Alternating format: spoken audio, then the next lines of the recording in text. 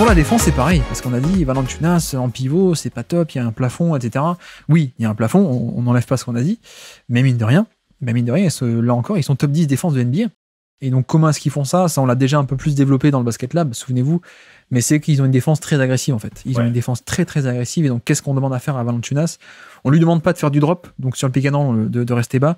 Au contraire, on lui demande de monter haut, donc en fait, faire un peu des edges ou de la pression sur le ballon, qui est une couverture agressive, mais qui paradoxalement est là pour le protéger lui. En fait, en mettant un 2 contre 1 sur le ballon, ça fait que l'adversaire lâche la balle et l'attaque va essayer d'attaquer ailleurs. C'est exactement le même principe que Jokic. Jokic, on le protège aussi un peu comme ça, on le fait monter haut, comme ça, 2 contre 1 sur le ballon, et c'est le reste de la défense qui doit tenir. On force l'attaque à aller ailleurs que sur Jokic. Là, pareil, les Pelicans, on force l'attaque à aller ailleurs que sur Valanciunas parce que 2 contre 1 sur le ballon.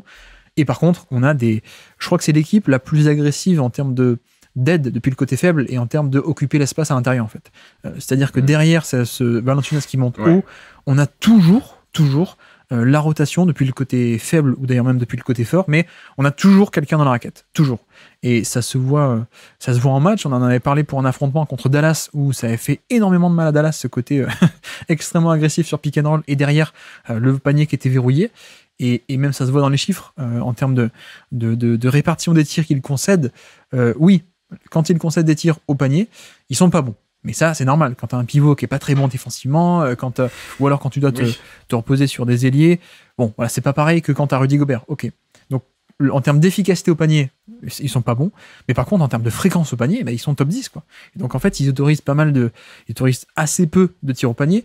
Je crois qu'au niveau des lancers francs, donc plutôt aussi autour du panier, c'est pas mal. Ouais, c'est ça. 11e aussi cette saison.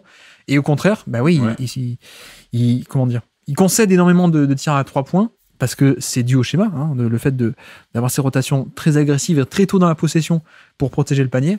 Donc il concède beaucoup de 3 points, mais il concède aussi, en tout cas ils ont une plutôt bonne réussite à 3 points pour l'instant, et je parle toujours de hasard, et c'est aléatoire. Je me demande à quel point aussi tous les fameux close-out hyper agressifs, ça aide pas, quoi. Ouais, moi je pense qu'il y a... Même si je suis d'accord avec toi sur le fait que la réussite à 3 points des adverses est souvent liée au hasard, je pense qu'il y a quand même 2 équipes en NBA cette saison qui arrivent à bien défendre les 3 points, à être dans les limites du possible. C'est les Pelicans et Denver, que je trouve vraiment très, très, très fort là-dessus. Après, il faut avoir le personnel, je pense aussi, pour réaliser de telles choses. Mais le personnel défensif des Pelicans, c'est vraiment bon.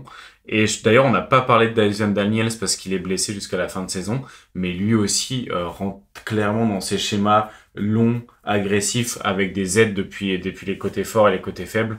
Donc non, ils ont vraiment tu vois, autant le personnel en attaque, mais même défensivement, le personnel n'est pas forcément top parce que ton encre défensive est pas bonne, entre guillemets, enfin en tout cas elle est pas élite là-dedans, mais t'as tout ce qui va autour qui connecte bien, et c'est vraiment une équipe de connecteurs avec un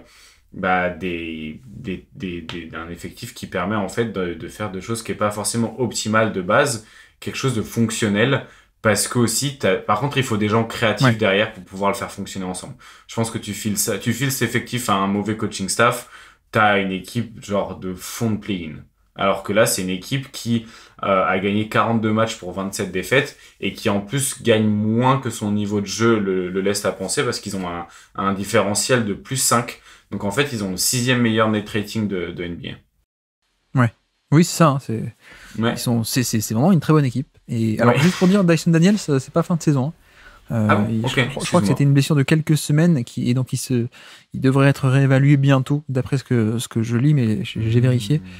Donc a priori on devrait le revoir, mais comme tu dis, pour la défense, ce qui aide bien, en tout cas là où la défense est bonne, c'est que il y a des schémas agressifs pour être dans la raquette très tôt, mais effectivement ça marche parce que tu as toute cette escouade d'ailiers qui font que les close-out sont plus efficaces, en fait. Donc je pense que ça aide aussi en un sens. Il y a eu le fameux contre de Herb Jones sur Paul George, alors qu'il partait il démarrait depuis le parking, et le temps que Paul George il arme le tir, il se fait contrer. Mais non, mais des Dyson Daniels, des Herb Jones, et même Trey Murphy, qui est très longiligne et très, très vif. Jordan Hawkins aussi pas mal, mais Ingram aussi je donne plutôt pas mal en défense cette année, Najee Marshall, etc. Donc voilà, je trouve qu'on a vraiment une bonne défense, et tu vois, même je pense que la défense est très très bonne sur demi-terrain. Oui. Ils sont top 5, je crois, 5 ou 6. Et pourquoi est-ce qu'ils ont un defensive rating qui est juste top 10? C'est parce qu'ils... La transition.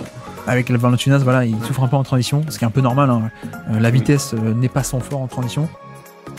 Merci d'avoir écouté cet extrait. S'il vous a plu, l'émission complète est disponible en description et on se donne rendez-vous sur le feed principal du Basket Lab pour l'intégralité des podcasts.